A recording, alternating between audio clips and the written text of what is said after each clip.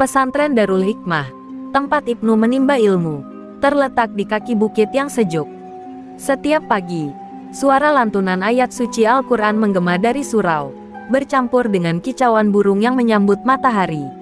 Ibnu, seorang pemuda berusia 19 tahun, adalah salah satu santri paling menonjol di pesantren itu. Ia dikenal bukan hanya karena hafalannya yang kuat, tetapi juga karena sikapnya yang santun dan penuh perhatian terhadap sesama santri.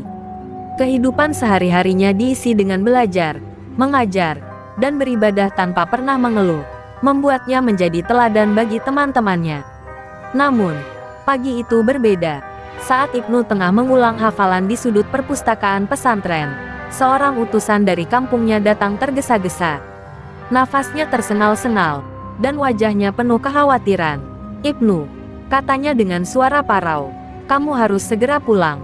Ibumu sakit keras." Seketika, kitab di tangan Ibnu terlepas. Hatinya mencelos. Selama ini, ibunya adalah satu-satunya keluarga yang ia miliki. Wanita yang selalu mendoakannya dalam setiap sujud malamnya. Di perjalanan pulang, pikiran Ibnu dipenuhi bayangan ibunya. Ia ingat bagaimana sang ibu selalu mendukungnya untuk menjadi seorang alim ulama. Ibunya bekerja keras menjual hasil kebun kecil mereka demi membiayai pendidikan Ibnu. Namun, bayangan itu diselimuti kekhawatiran. Penyakit apa yang bisa begitu mendadak menyerang ibunya? Apakah itu hanya penyakit biasa, atau ada sesuatu yang lebih mengerikan yang tersembunyi di baliknya? Sesampainya di rumah, Ibnu menemukan ibunya terbaring lemah di atas ranjang bambu. Tubuhnya kurus kering, seakan dagingnya meluruh dari tulang. Matanya yang biasanya penuh cinta kini tampak sayu, hampir kehilangan cahaya. "Ibnu," ucapnya dengan suara yang hampir tak terdengar. Ibnu meraih tangan ibunya, yang terasa dingin seperti batu. Air mata mulai menggenang di matanya. Ia tidak pernah melihat ibunya selemah ini. Tetangga berdatangan untuk menjenguk. Namun, di tengah kepedulian mereka, terselip bisik-bisik yang membuat darah Ibnu berdesir. "Sepertinya ini bukan penyakit biasa," bisik seorang wanita parubaya. "Aku mendengar dukun Waskito kembali berulah." Nama itu bergema di telinga Ibnu, meskipun ia mencoba mengabaikannya. Sebagai seorang santri, ia tidak percaya pada hal-hal mistis seperti santet. Tetapi, desas-desus itu mulai meracuni pikirannya. Selama beberapa hari, Ibnu mencoba mencari pengobatan terbaik untuk ibunya.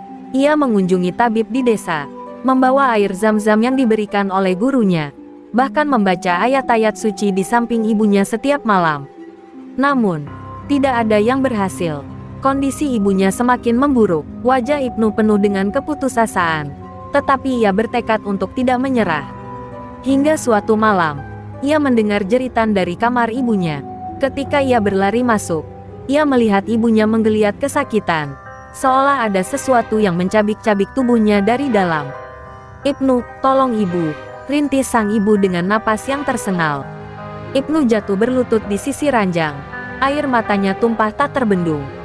Ia merasa tak berdaya, seolah semua doa dan usahanya tak ada artinya. Di tengah kesedihan itu, satu tekad muncul di hati Ibnu. Apapun yang terjadi, ia harus menemukan penyebab penderitaan ibunya. Jika benar ini ulah manusia jahat, ia bersumpah akan melawan, meski nyawanya harus menjadi taruhan. Malam itu, Ibnu berdiri di ambang pintu rumahnya, memandangi kegelapan yang menyelimuti desa. Dalam hati ia berbisik, "Aku tidak akan membiarkan ini berlanjut. Aku akan mencari kebenaran, demi ibu."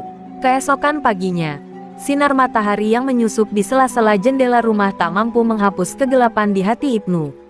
Ia duduk di samping ranjang ibunya, mengamati wajah yang dulu penuh senyum, kini tertutup bayang-bayang penderitaan. Napas sang ibu tersengal-sengal, dan tubuhnya sesekali bergetar seperti menahan rasa sakit yang tak terlihat. Ibnu memegang erat tangan ibunya, mencoba memberikan kekuatan, meskipun hatinya sendiri penuh kebimbangan. "Ibu, apa yang ibu rasakan? Apa yang sebenarnya terjadi?" tanya Ibnu dengan suara serak, menahan air matanya.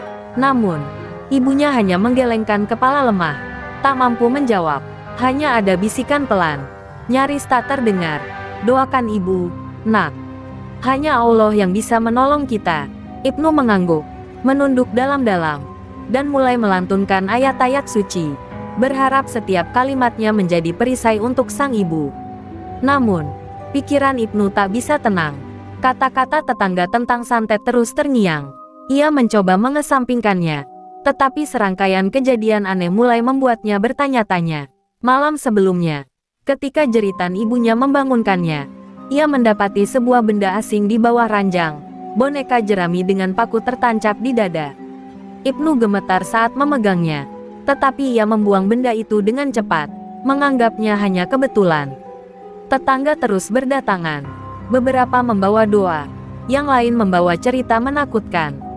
Salah satu tetua desa, Mbah Karti, duduk di sudut rumah dan mulai bercerita dengan suara berbisik. "Nak Ibnu, kau tahu ini bukan sakit biasa. Dukun Waskito sering disebut-sebut jika ada orang yang tiba-tiba sakit seperti ini. Banyak orang pernah jadi korban, tapi tak ada yang berani melawan. Kau harus hati-hati." Ibnu menatap Mbah Karti tajam. Hatinya bergejolak antara percaya dan tidak percaya. Hari-hari berlalu, tetapi kondisi ibunya tak kunjung membaik. Ibnu mulai menyadari bahwa ini bukan hanya tentang penyakit fisik. Ia mendapati dirinya berdiri di persimpangan, melawan keyakinannya untuk percaya pada hal-hal mistis, atau menerima kemungkinan bahwa ibunya adalah korban dari sesuatu yang tidak kasat mata. "Ya Allah," doanya di suatu malam, "jika ini adalah ujianmu, berilah aku petunjuk. Tunjukkan jalan agar aku bisa menyelamatkan ibu." Namun, petunjuk yang datang bukanlah dalam bentuk jawaban doa, melainkan kejadian mengerikan. Malam itu, saat Ibnu sedang tertidur di samping ibunya, ia bermimpi buruk. Sosok gelap dengan mata merah menatapnya dari sudut ruangan, sambil tertawa mengejek. Ibnu terbangun dengan tubuh basah oleh keringat, hanya untuk menemukan ibunya menggeliat kesakitan lagi. "Ibnu, Ibnu, tolong ibu," suaranya seperti jarum yang menusuk hati. Di pagi berikutnya, Ibnu membuat keputusan. Ia harus mencari tahu kebenaran tentang dukun Waskito. Nama itu semakin sering disebut-sebut oleh para tetangga. Dan meskipun hatinya berat untuk mempercayai, ia merasa tak punya pilihan lain. Ibnu berjalan keluar rumah, melewati kebun-kebun yang sepi, menuju rumah salah satu tetangga yang dikenal pernah menjadi korban santet. Ia ingin memastikan apakah apa yang dialami ibunya memiliki pola yang sama. Dalam perjalanan, angin dingin menerpa wajahnya, seolah membawa bisikan-bisikan yang tak ia pahami. Ibnu menggenggam tasbih di tangan, melantunkan doa untuk menenangkan dirinya. Dalam hati, ia tahu bahwa apa yang akan dihadapinya bukan hanya sekadar masalah duniawi. Ini adalah pertempuran yang melibatkan iman, keberanian, dan cinta yang tak tergoyahkan untuk ibunya. Dan Ibnu bersumpah, ia tidak akan berhenti sampai menemukan jawaban. Langit mulai memerah ketika Ibnu tiba di rumah Pak Thohir, tetangga yang pernah dikabarkan menjadi korban santet beberapa tahun lalu. Rumah itu tampak sederhana, tetapi aura kelam masih menyelimuti halamannya. Pak Thohir duduk di beranda, wajahnya penuh kerutan, seakan menanggung beban yang tak pernah pergi. Ibnu menghampiri dengan hati-hati, mencoba menyembunyikan kegelisahannya. "Assalamualaikum, Pak Thohir," sapa Ibnu, lembut, menundukkan kepala. Pak Thohir membalas salamnya dengan suara serak, lalu mempersilakan Ibnu duduk. "Ada apa, Nak Ibnu? Wajahmu terlihat murung," tanyanya dengan nada khawatir. Ibnu menatapnya dalam-dalam, mencoba mencari kekuatan untuk mengungkapkan tujuannya. "Pak, saya ingin tahu tentang apa yang pernah Bapak alami dulu." "Tentang santet?" Wajah Pak Thohir berubah, garis-garis ketakutan muncul di matanya. Ia menarik napas panjang sebelum berbicara. "Nak Ibnu, kau tahu, ini bukan hal yang mudah untuk dibicarakan. Dulu, keluargaku hampir hancur karena santet. Istri dan anakku sakit, seperti ibumu sekarang. Awalnya aku juga tidak percaya, tapi saat melihat mereka tersiksa, aku tahu ini bukan penyakit biasa." Pak Thohir terdiam sejenak, seolah mencoba menghapus ingatan pahit yang kembali membanjiri pikirannya. "Dukun Waskito," kata Pak Thohir akhirnya, dengan suara yang hampir berbisik. "Dia yang disebut-sebut sebagai pelaku. Aku tidak pernah bisa membuktikan, tapi semua tanda-tandanya mengarah padanya. Banyak yang jadi korban, tapi tidak ada yang berani melawan. Orang-orang takut. Nak, kekuasaannya bukan dari dunia ini. Kata-kata itu membuat bulu kuduk Ibnu meremang. Namun, di balik ketakutannya, ada bara amarah yang mulai menyala. Setelah meninggalkan rumah Pak Thohir, Ibnu berjalan melewati jalan setapak yang gelap. Pikirannya dipenuhi berbagai hal. Ia ingat wajah ibunya yang semakin lemah, jeritan sakitnya yang terus terngiang di telinga. Bisikan tetangga dan cerita Pak Thohir kini terasa nyata. Tetapi Ibnu masih sulit menerima kenyataan bahwa ibunya menjadi korban kekejian seorang manusia. Dalam hatinya, ia bertanya, "Ya Allah, mengapa ada orang yang tega melakukan hal seperti ini?" Setibanya di rumah, Ibnu disambut dengan kerumunan tetangga. Mereka berdiri di halaman. Wajah-wajah mereka penuh kekhawatiran. Salah satu dari mereka, seorang wanita tua bernama Bu Surti, menghampiri Ibnu. "Nak, maaf kami masuk tanpa izin. Kami khawatir dengan kondisi ibumu. Tadi dia kembali menggeliat kesakitan. Beberapa dari kami mencoba membacakan doa, tapi kondisinya masih sama." Ibnu berlari masuk ke kamar ibunya, hanya untuk menemukan sang ibu terbaring lemah dengan napas tersengal. Matanya setengah terbuka, dan tubuhnya menggigil hebat. Ibnu berlutut di sampingnya, memegang tangannya yang dingin. "Ibu, maafkan aku belum menemukan cara untuk menyelamatkanmu," bisiknya sambil menangis. Namun, ibunya hanya tersenyum lemah, seolah ingin mengatakan bahwa ia tidak menyalahkan putranya. Malam itu, setelah semua tetangga pulang, Ibnu duduk sendirian di sudut kamar. Ia menatap kitab suci di hadapannya, mencari kekuatan dari firman Allah. Dalam keheningan malam, tekadnya semakin bulat. Jika benar ini ulah dukun Waskito, aku harus menghadapinya. Aku tidak akan membiarkan ketakutan menguasai diriku. Ini bukan hanya tentang ibu, ini tentang kebenaran dan keadilan. Dengan tasbih di tangan dan doa di bibirnya, Ibnu bersiap untuk langkah berikutnya, meskipun ia tahu bahaya besar menantinya. Malam itu terasa begitu mencekam. Angin dingin merayap masuk melalui celah-celah dinding rumah Ibnu, membawa suasana yang seolah menandakan sesuatu yang buruk akan terjadi. Ibnu duduk di samping ranjang ibunya, menggenggam tangan yang kian dingin dan rapuh. "Ibu, bertahanlah, aku sedang berusaha menemukan cara untuk menyembuhkanmu," ucapnya dengan suara bergetar. Meski jauh di dalam hatinya ia mulai diliputi rasa takut kehilangan. Namun, raut wajah ibunya tampak semakin suram. Matanya yang biasa penuh kehangatan kini terlihat kosong, seolah sedang menatap sesuatu yang tak terlihat oleh Ibnu. "Ibnu," bisiknya pelan, hampir tak terdengar. Ibnu segera mendekat, mencoba menangkap setiap kata yang keluar dari bibir ibunya. "Jangan, biarkan hatimu penuh dendam, tetaplah kuat di jalan Allah." Kalimat itu bagai pedang yang menembus hati Ibnu, menyisakan luka yang mendalam. Tak lama setelah itu, jeritan melengking mengguncang malam. Ibunya mendadak menggeliat keras. Tubuhnya melengkung seperti melawan sesuatu yang tak terlihat. Ibnu panik, membaca ayat-ayat suci dengan lantang, berharap ayat-ayat itu bisa mengusir apapun yang sedang menyiksa ibunya. Namun, jeritan itu perlahan melemah, dan tubuh ibunya akhirnya terkulai tak bergerak. Keheningan menyelimuti ruangan. "Ibu," panggil Ibnu dengan suara gemetar. Ia mengguncang tubuh ibunya, berharap masih ada tanda kehidupan. Tapi yang ia dapatkan hanyalah keheningan. Air matanya jatuh tanpa henti, membasahi wajah ibunya yang pucat. Dunia seolah runtuh di hadapannya. Ibnu memeluk tubuh ibunya yang sudah tak bernyawa. Tangisnya pecah, menyelimuti malam yang kelam. Berita kematian sang ibu dengan cepat menyebar ke seluruh desa. Para tetangga berdatangan untuk menyampaikan belasungkawa, membawa doa dan pelukan hangat yang tak mampu menghapus kesedihan Ibnu. Namun, di tengah duka itu, bisikan-bisikan kembali terdengar. "Kasihan sekali. Ya, kalau benar ini ulah santet, siapa yang tega melakukan hal seperti ini?" ujar salah satu tetangga. Bisikan itu hanya menambah bara di hati Ibnu yang sudah terbakar.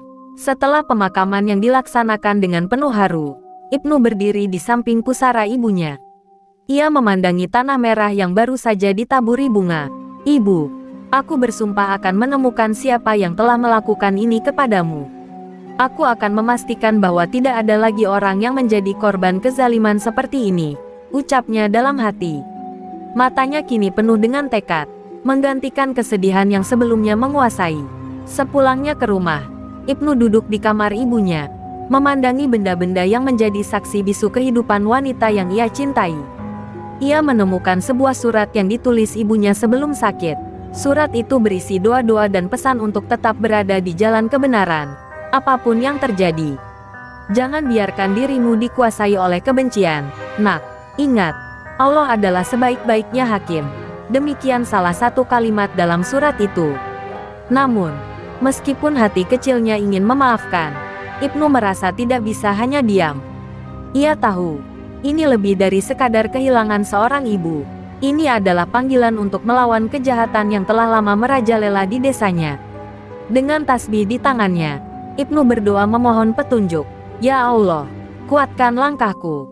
Aku hanya ingin keadilan untuk ibu dan untuk semua yang telah menjadi korban, bisiknya dalam keheningan malam. Dan di sanalah, tekad untuk menghadapi dukun Waskito mulai terbentuk, meski ia tahu perjalanan ini penuh bahaya. Kehilangan ibunya meninggalkan luka mendalam di hati Ibnu, tetapi di balik luka itu, tekad untuk menemukan kebenaran semakin menguat. Setelah bermalam-malam larut dalam doa dan tangis, Ibnu akhirnya memutuskan untuk bertindak. Ia tak bisa hanya berdiam diri sementara kejahatan terus merajalela. Dengan membawa keyakinan dan iman, Ibnu mulai menyelidiki sosok yang namanya selalu disebut-sebut di balik tragedi ini, dukun Waskito. Pagi itu, Ibnu pergi menemui Mbah Karti, salah satu tetua desa yang dikenal memiliki banyak pengetahuan tentang hal-hal yang terjadi di kampung itu. Mbah Karti tinggal di ujung desa, di sebuah rumah kecil yang dipenuhi aroma dupa dan bunga kering. Mbah, saya perlu tahu tentang dukun Waskito, ujar Ibnu, langsung pada intinya. Wajah Mbah Karti menegang, seolah mendengar nama itu saja sudah cukup untuk membuatnya takut. Nak Ibnu, kau tahu apa yang kau bicarakan? Waskito bukan orang sembarangan, dia punya kekuatan yang tak bisa dijelaskan. Banyak yang sudah mencoba melawannya, tapi mereka berakhir lebih buruk, ujar Mbah Karti. Suaranya bergetar. Namun, Ibnu tak gentar. Mbah, saya tidak peduli seberapa kuat dia. Saya hanya ingin kebenaran. Jika dia memang pelakunya, saya akan melawannya, apapun risikonya. Melihat tekad Ibnu, Mbah Karti akhirnya mengalah. Ia menceritakan bahwa dukun Waskito tinggal di sebuah gubuk di tengah hutan angker di luar desa. Orang-orang jarang ke sana karena tempat itu dianggap keramat dan berbahaya. Tapi ingat, nak, kalau kau benar-benar ingin ke sana, kau harus siap. Dia tidak akan membiarkanmu pergi begitu saja jika kau mengganggunya, peringat Mbah Karti sebelum memberikan arah menuju lokasi itu. Dalam perjalanan pulang, Ibnu terus merenungkan cerita Mbah Karti. Ia tahu ini bukan keputusan yang mudah. Melawan seseorang seperti Waskito bukan hanya soal keberanian, tetapi juga soal keimanan. Di rumah, Ibnu mengumpulkan barang-barang yang ia anggap penting, tasbih pemberian gurunya, air zam-zam, dan kitab suci.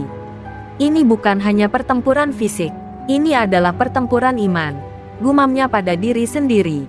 Malamnya, Ibnu menghabiskan waktu dengan berdoa dan membaca Al-Quran di kamar ibunya. Ia merasa perlu meminta perlindungan Allah sebelum melangkah lebih jauh. Dalam keheningan malam, ia mendengar suara hatinya yang berkata, "Ini adalah jalan yang harus kau tempuh, Ibnu. Bukan untuk balas dendam, tetapi untuk menghentikan kejahatan." Kata-kata itu menjadi pendorong yang semakin menguatkan tekadnya. Keesokan harinya, Ibnu mulai berjalan menuju hutan yang disebut Mbah Karti. Jalanan itu sepi, dikelilingi pohon-pohon besar yang tampak menyeramkan. Suara burung hantu dan angin yang berdesir menambah suasana mencekam. Namun, Ibnu terus melangkah, membaca doa dalam hati untuk mengusir rasa takut. Setiap langkahnya terasa berat, tetapi ia tahu bahwa ia tidak boleh mundur. Ketika akhirnya ia melihat gubuk reyot di tengah hutan, jantung Ibnu berdegup kencang. Gubuk itu tampak gelap dan penuh aura misterius, dengan asap hitam mengepul dari dalamnya. Ia berhenti sejenak, menarik napas dalam-dalam, dan menggenggam tasbih di tangannya. "Bismillah," bisiknya. Sebelum melangkah mendekati gubuk itu, ia tahu apa yang menantinya di dalam sana bisa mengubah hidupnya selamanya. Ibnu berdiri di depan pintu gubuk itu. Jantungnya berdebar keras. Udara di sekitarnya terasa berat, seolah-olah sesuatu yang tak kasat mata sedang mengamatinya. Dengan tangan gemetar, ia mengetuk pintu kayu yang sudah lapuk itu.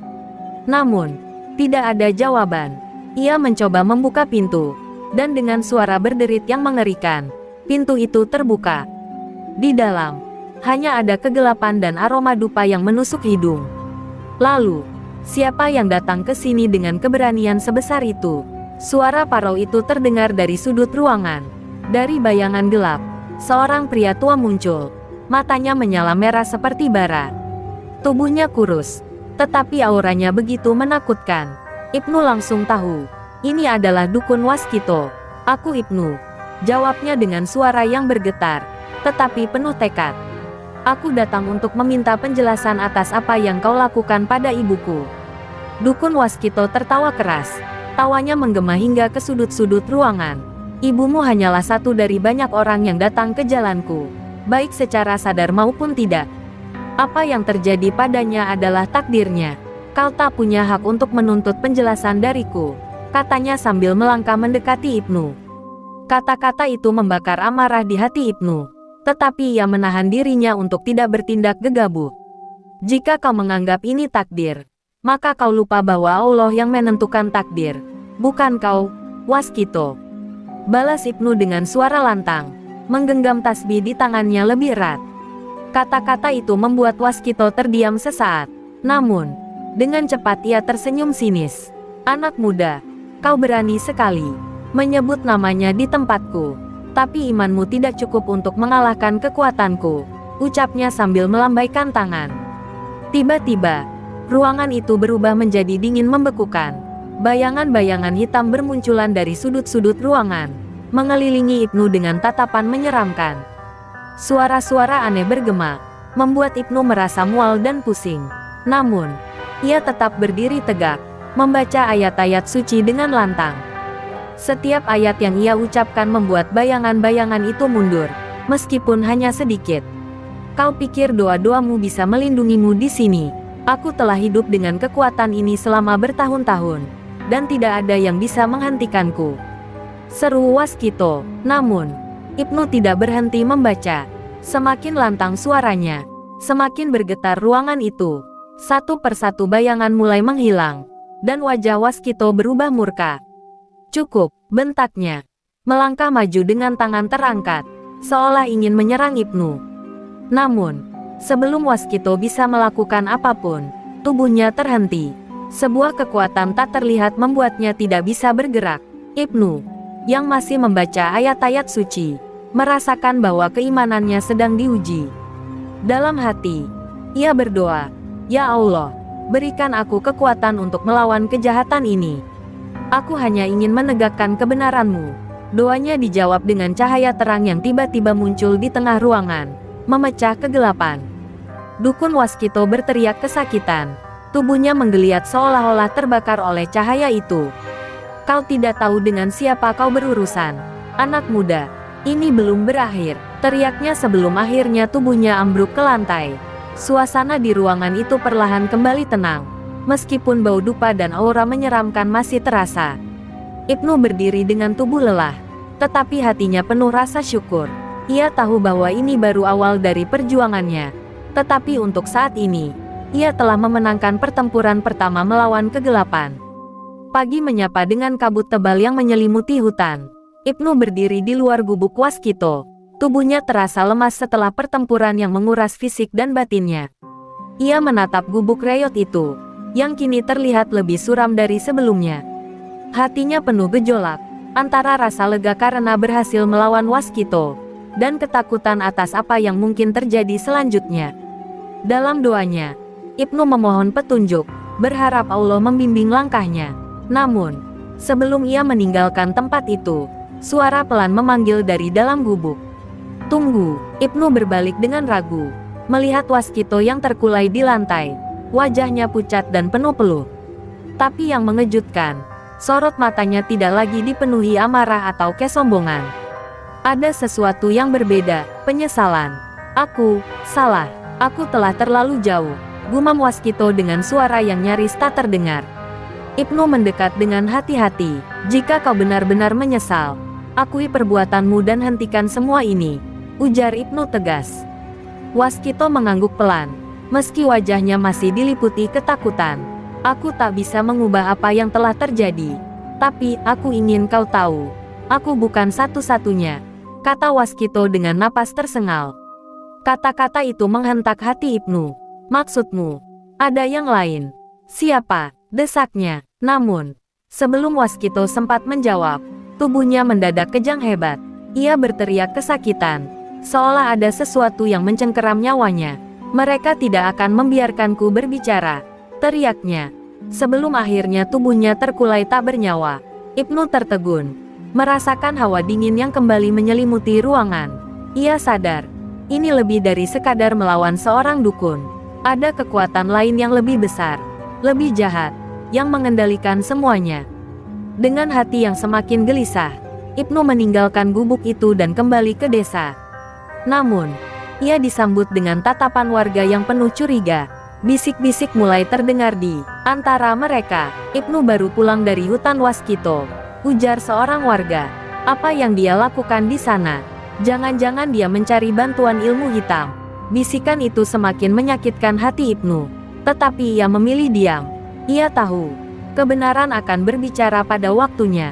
Setibanya di rumah, Ibnu langsung bersujud, memohon perlindungan Allah.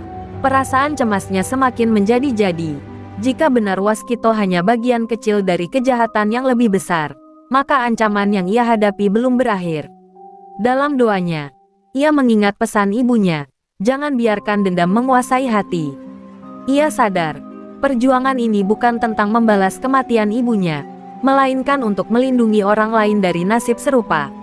Malam itu, Ibnu bermimpi. Dalam mimpinya, ia melihat sosok seorang pria tua berjubah putih yang memberinya sebuah pesan. Kau telah memulai perjalanan ini, Ibnu, dan kau tidak boleh berhenti. Kegelapan ini lebih besar dari yang kau bayangkan. Tetapi ingatlah, cahaya akan selalu menang jika kau tetap berada di jalannya. Pesan itu begitu jelas, seolah menjadi petunjuk dari Allah tentang langkah berikutnya. Keesokan harinya, Ibnu memutuskan untuk kembali menemui Mbah Karti. Ia menceritakan apa yang terjadi di gubuk Waskito, termasuk ucapan terakhirnya tentang yang lain. Wajah Mbah Karti semakin tegang. Jika benar yang kau katakan, maka ini lebih serius dari yang kupikirkan. Kau harus siap, Nak Ibnu. Perjalananmu belum selesai, bahkan mungkin ini baru awal dari segalanya, ucap Mbah Karti penuh arti. Membuat Ibnu semakin sadar bahwa ia telah terlibat dalam pertempuran yang jauh lebih besar dari dirinya sendiri. Sejak kematian Waskito, suasana di desa semakin tegang. Bukan hanya karena bisik-bisik tentang Ibnu, tetapi juga karena kejadian-kejadian aneh mulai muncul. Ayam-ayam mati tanpa sebab, tanaman layu mendadak, dan beberapa warga mengeluh sakit misterius. Ibnu menyadari bahwa apa yang dikatakan Waskito sebelum meninggal bukanlah ancaman kosong. Ia harus segera menemukan yang lain sebelum semuanya semakin memburuk. Ibnu kembali menemui Mbah Karti di gubuknya.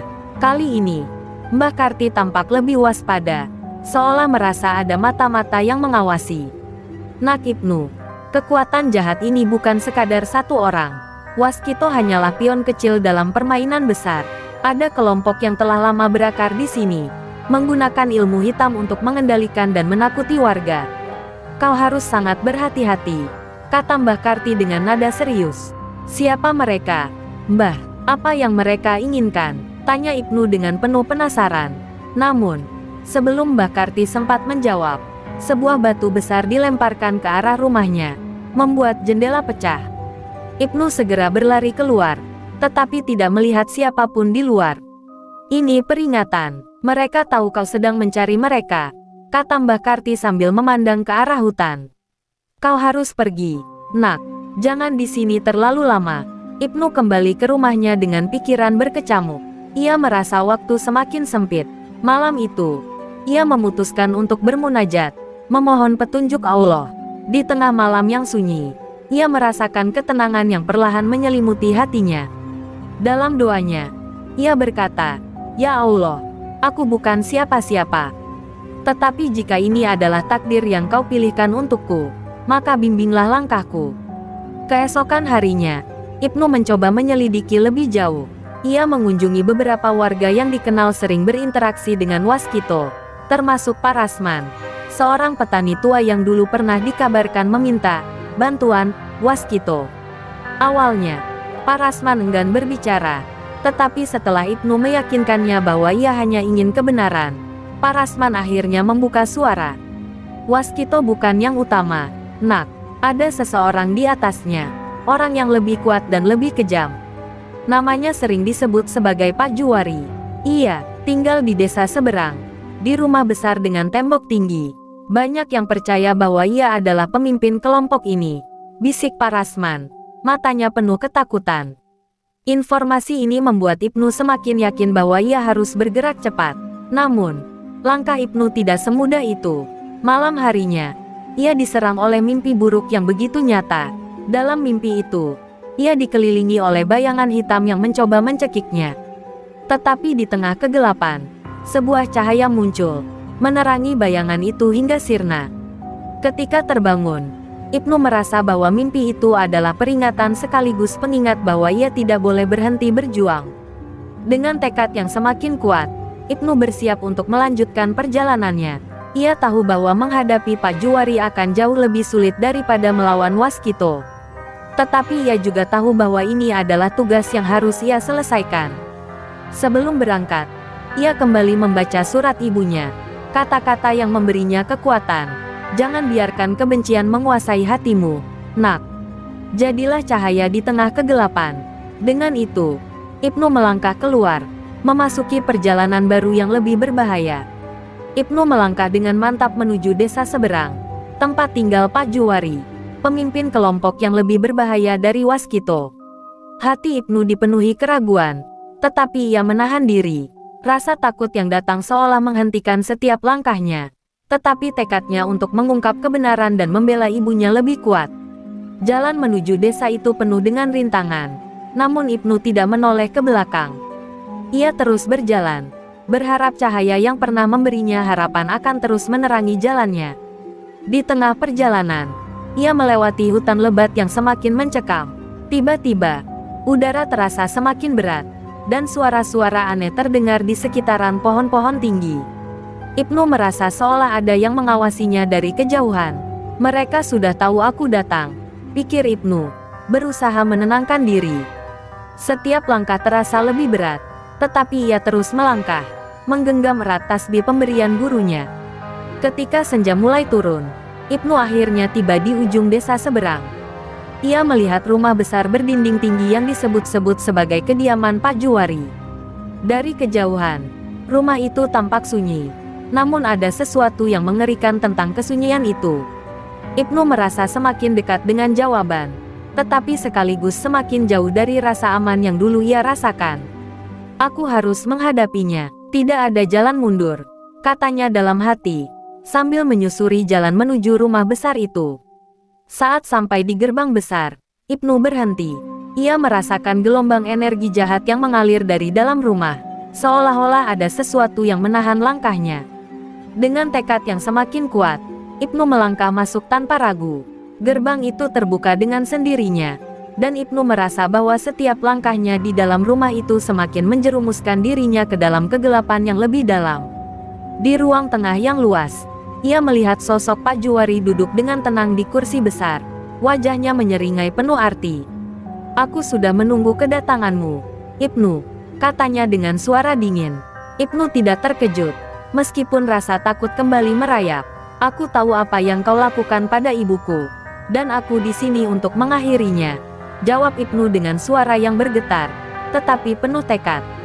Pak Juwari tertawa pelan, suaranya seperti gema di ruang kosong. Kau pikir, anak muda, kau bisa mengakhiri apa yang telah berakar begitu dalam? Kau bukan orang pertama yang mencoba, dan pasti bukan yang terakhir. Ilmu hitam adalah bagian dari kehidupan ini, dan aku adalah penjaganya, ucap Pak Juwari dengan santai. Kata-katanya seperti duri yang menusuk. Tetapi Ibnu tetap berdiri tegak, tidak gentar. Jika benar ini adalah jalan yang harus kau pilih, maka hadapi aku sekarang. Tantang Pak Juwari berdiri dari kursinya. Di sekelilingnya, bayangan-bayangan hitam mulai bergerak, membentuk lingkaran yang mengelilingi Ibnu. Tangan Ibnu gemetar, tetapi ia terus berdoa, memohon perlindungan Allah. Dalam sekejap, suasana menjadi gelap, hanya cahaya dari tasbih yang ia genggam yang terlihat. Perjuangan pun dimulai. Dalam kegelapan itu, Ibnu tahu bahwa ia tidak hanya melawan Pak Juwari, tetapi juga melawan segala bentuk kegelapan yang telah lama menjerat desa ini. Dengan setiap ayat yang ia ucapkan, cahaya dari tasbihnya semakin terang, mengusir bayangan-bayangan jahat yang mengelilinginya. Tetapi, di balik semuanya, Ibnu tahu bahwa ujian sejati baru saja dimulai, dan ia harus siap menghadapi yang lebih besar dari ini. Suasana di dalam rumah besar itu semakin mencekam. Ibnu bisa merasakan hawa dingin yang menyelimuti tubuhnya, seolah seluruh energi di sekitarnya terkuras habis. Pak Juwari berdiri di hadapannya, tatapannya penuh kebencian dan kekuatan yang tak terukur. Di sekitar mereka, bayangan-bayangan gelap semakin mengental, membentuk lingkaran yang semakin sempit. "Kau terlalu percaya diri, anak muda," ujar Pak Juwari. Suaranya seperti bisikan yang menggema di setiap sudut ruangan. Ibnu tidak takut, ia merasakan keberanian yang muncul dari dalam dirinya, seakan-akan ibunya yang telah meninggal memberikan kekuatan. "Aku datang untuk membebaskan desa ini dari kegelapanmu, Pak Juwari," katanya tegas. Setiap kata yang keluar dari bibirnya terasa seperti doa, dan ia kembali menggenggam tasbih dengan erat. Dalam hati, ia terus membaca ayat-ayat Al-Quran, berusaha meneguhkan imannya. Pak Juwari tertawa, namun tawa itu terdengar lebih miris daripada menakutkan. "Kau pikir dengan doa-doa itu kau bisa mengalahkan kekuatanku? Kau hanya seorang pemuda, sedangkan aku telah berabad-abad menyerap ilmu hitam. Apa yang kau tahu tentang kekuatan sejati?" Dengan gerakan cepat, tangan Pak Juwari terangkat, dan tiba-tiba angin kencang berhembus, seolah ingin menghancurkan segalanya di sekeliling mereka. Namun, Ibnu tidak goyah. Ia berdiri tegak, membacakan doa perlindungan. Cahaya dari tasbih di tangannya semakin menyala, berusaha menangkis angin kencang yang datang. Dalam sekejap, udara di sekitar mereka berubah menjadi panas, seperti berada di tengah api. "Aku bukan hanya seorang pemuda, Pak Juwari," kata Ibnu, suaranya semakin kuat. "Aku adalah cahaya yang tak bisa kau padamkan." Dengan seketika, cahaya itu memancar lebih terang, membakar bayangan-bayangan yang mengelilingi mereka. Pak Juwari terlihat terguncang, matanya membelalak seolah tak percaya. Tidak mungkin," serunya. Namun, Ibnu tahu, ini adalah saatnya. Dengan satu langkah maju, ia melangkah ke depan, menatap Pak Juwari dengan penuh keyakinan. "Kegelapanmu telah sampai pada akhirnya," katanya, dan ia melontarkan ayat terakhir yang ia hafal dengan penuh pengharapan. Cahaya itu, yang sekarang bersinar seperti matahari, melesat menuju Pak Juwari. Dalam sekejap, tubuh Pak Juwari terhuyung mundur, seolah-olah diterjang gelombang kekuatan yang tak terhentikan. "Aku kalah," gumam Pak Juwari, sebelum tubuhnya jatuh ke tanah, seakan seluruh kekuatan jahat yang menguasainya menguap begitu saja. Bayangan-bayangan hitam yang sebelumnya mengelilingi mereka kini lenyap, dan ruangan itu kembali tenang. Ibnu terengah-engah, tubuhnya lelah setelah pertempuran itu.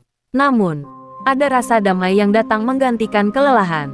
Ia tahu, perjuangannya belum selesai, tetapi untuk saat ini, ia telah mengalahkan kekuatan yang selama ini menguasai hidupnya dan desa ini. Di luar rumah besar itu, matahari terbit dengan cerah, memberikan sinar yang penuh harapan. Ibnu menatap ke arah desa yang kini bebas dari bayang-bayang gelap, dan ia tahu, ibunya pasti tersenyum di sana, merestui langkahnya. Dengan langkah yang mantap, Ibnu meninggalkan rumah Pak Juwari, menuju desa yang kini bisa ia panggil rumah kembali. Namun, di dalam hatinya, ia sadar bahwa meskipun peperangan ini telah berakhir, perjalanan hidupnya sebagai pembela kebenaran